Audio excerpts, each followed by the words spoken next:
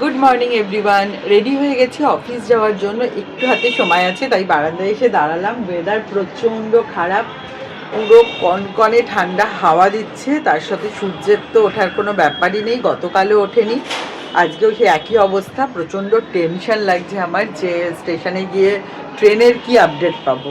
তো অ্যাপটা খুলতে আমার ভয় করছে যে ট্রেনটা কোথায় আছে।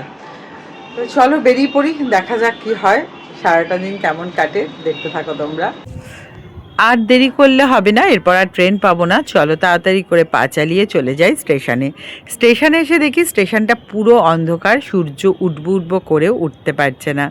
আজ অনেক দিন পর সুমনের সঙ্গে দেখা হলো।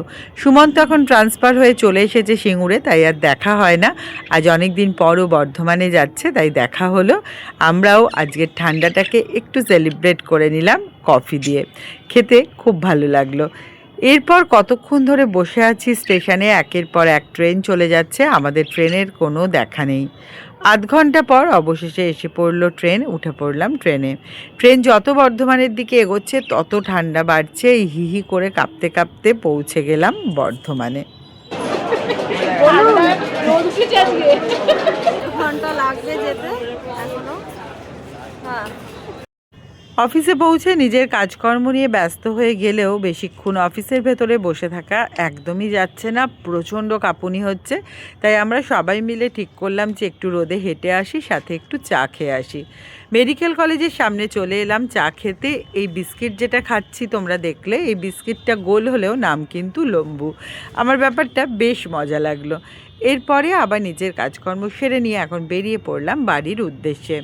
সন্ধে যত বাড়ছে বুঝতেই পারছো, কনকনে ঠান্ডা হাওয়ায় অবস্থা পুরো খারাপ। চলে এলাম বাড়িতে। এটা আবার কি হয়েছে? চাবিটাকে দিয়ে দাও। প্রচুর ঠান্ডা, সূর্যর দেখা নেই, তোমার দেখা নাই রে, তোমার দেখা নাই।